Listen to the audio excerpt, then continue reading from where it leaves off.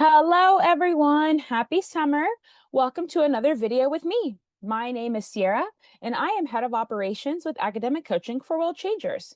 Today, we're going to go through some Pocket Prep questions. If you're unfamiliar with Pocket Prep, it's a really great resource for you to study additional questions outside of whatever study material that you have.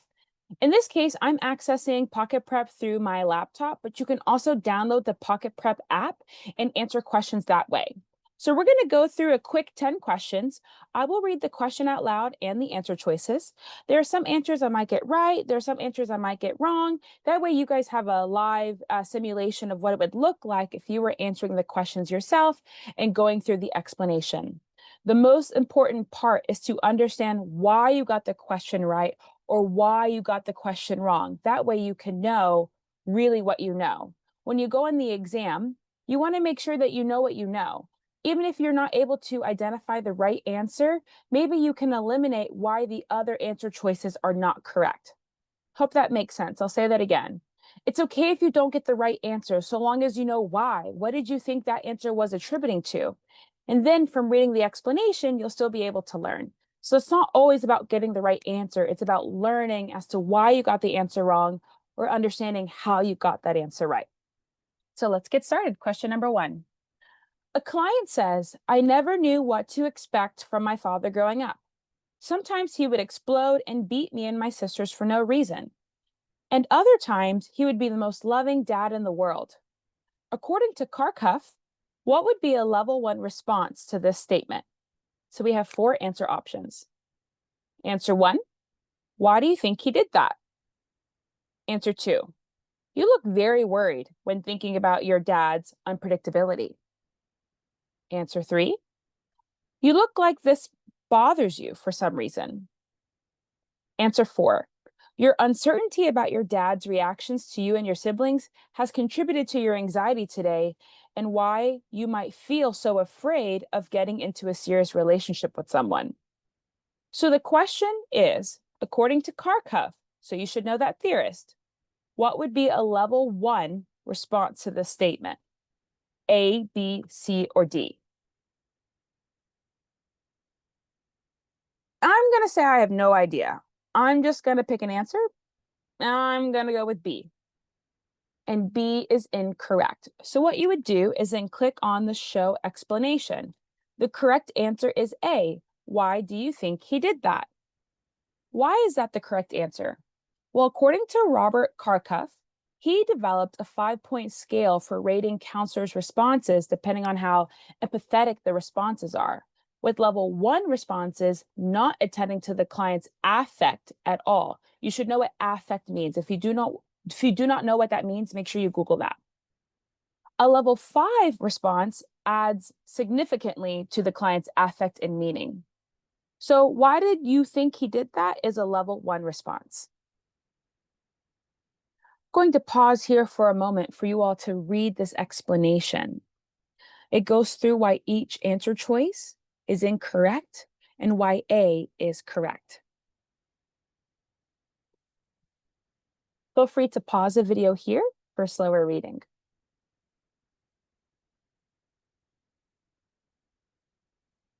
If we go down to the bottom, the best part about Pocket Prep is you also have references as well. So if you want to know more about this question or more about where this question comes from, you have these resources, and it even gives you the page number. So for this first question, the right answer is A. All right, question number 2. By pairing a negative stimuli with positive events, a counselor successfully helps a client overcome his anxiety. This process is known as A, aversion therapy, B, systematic desensitization, C, token economy, or D, paradoxical intention. You should know all of these words. If you do not know these vocab words, please make sure you study them. They're all important and could show up on your exam. So going back to the question, by pairing a negative stimuli with positive events. Any guesses? I'm just going to take a guess here. I'm not really sure. I'm going to go with D. If you thought D as well, that is incorrect. Now, I'm hoping you all as a viewer are thinking, oh my gosh, I knew this answer, I knew this answer. Or I also thought it was D. Let me click on show explanation to understand why I was incorrect. Not just moving on because you got it wrong, but understanding why. What did you think D was? What were you pairing D with? Why is it B? So the correct answer is B, systematic desensitization, because it's based on a theory of reciprocal inhibition. You should know that word or those words. The belief that a person cannot be anxious and relaxed at the same time. The goal of systematic desensitization is to associate negative stimuli that cause anxiety with positive events. In this type of intervention, images that the client finds anxiety provoking are paired with relaxation, and other techniques. Can you think of a particular time when this might be helpful for a client? Maybe if they were afraid to go in public spaces. Maybe if they worked in a place that had spiders, but they had a fear of spiders. I don't imagine many counselors work with spiders on a regular basis, but I know many of you work in many different areas. So this could be something that you experience, or this might be a technique that you might need to implement. So knowing these terms are very important and knowing the difference between these terms. So if you don't know these 4 terms, make sure you add them to your homework. And again, the best part about Pocket Prep is we have these references. Okay, question 3. Which of the following would be the best example of Bowen's idea of triangulation? If you do not know who Bowen is, you need to know who they are. So add that to your homework list. Do you see how we're breaking down the question? I'm not just clicking through and trying to find the best answer. I'm reminding myself what the question is asking and trying to identify, is there any part of the question that I don't even understand? Sometimes we miss the question, not because we don't know the answers, but we don't know what the question's asking. So while you're studying, make sure you don't miss these terms or miss what the question is asking. Who is Bowen? If you do not know, make sure you study him, okay? A, 2 family members targeting a third family member. B, a child manipulating relationships with different parents. C, 2 parents in conflict putting their child in the middle. Or D, a family member being strategically left out of family events. So maybe this is my first time studying. I don't know who Bowen is. I kind of know what triangulation is. If you don't, you need to study that term. I'm gonna guess A. And the right answer is C. Now, maybe some of you knew it was C. If that was you, congratulations. Maybe some of you did not know it was C. Why not? What did you think A was referring to? Maybe you picked B. What did you think B was referring to? The best part about Pocket Prep, I can show explanation. The correct answer is C, 2 parents in conflict putting their child in the middle. In the context of Bowen's intergenerational family therapy triangulation, this refers to when 2 parties in conflict take a third party into their relationship and act as sort of an emotional mediator, hoping this will add stability to the original relationship.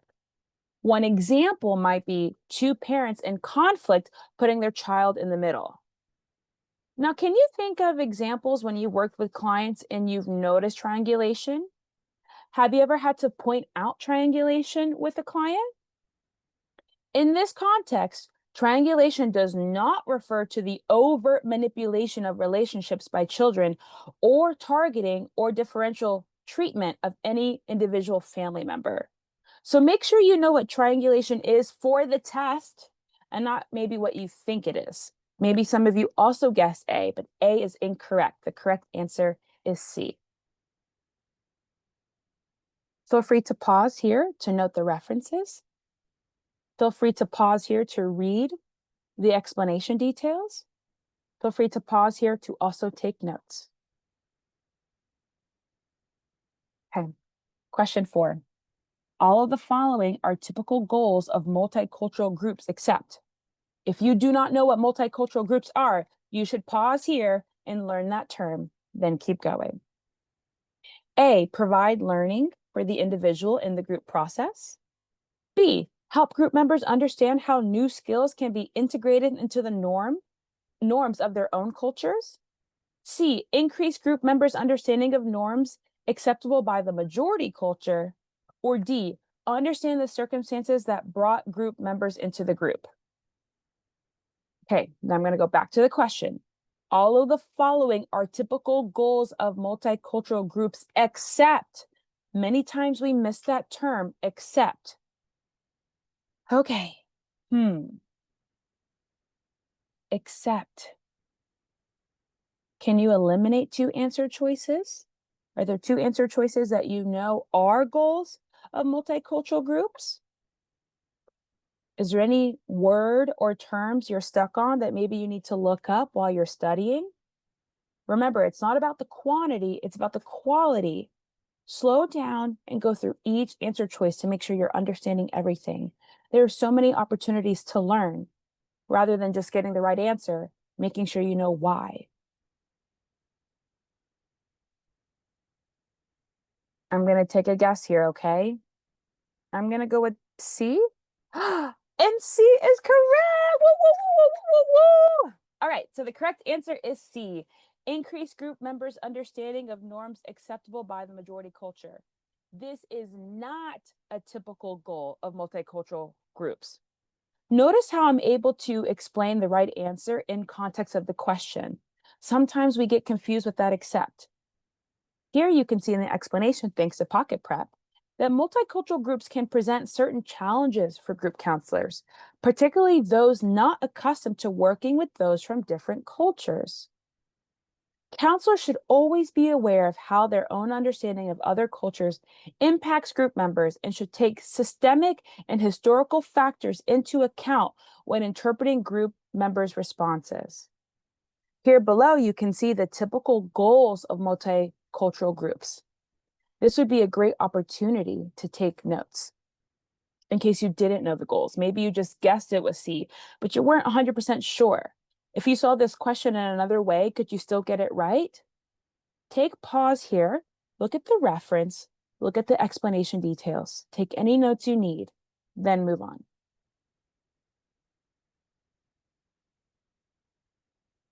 Okay, we're going to go to question 5, then we're going to take a pause and I will do a part 2 of the video. So last question for this video, question 5. A counselor wants to learn more about a client's unconscious needs and anxieties. Which assessment is most likely to reveal some of this information? A, B, C, or D? If you do not know these terms, make sure you look them up and take notes. Let's go back to the question. A counselor wants to learn more about a client's unconscious needs and anxieties.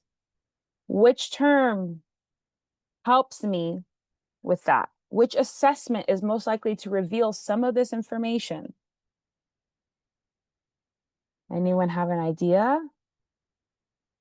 Are there any questions you can eliminate or any answer choices you can eliminate? I'm going to guess A. And A is correct. Woo, woo, woo, woo, woo. All right.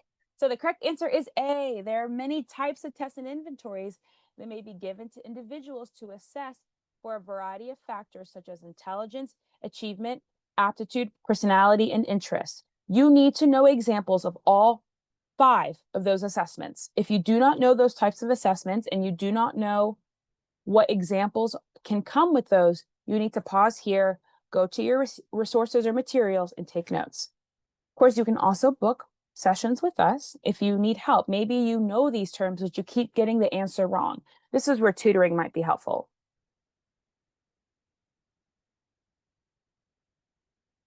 All right, we're going to pause here and I'm going to catch you all in another video. Way to go. Take notes. Watch this over and over again.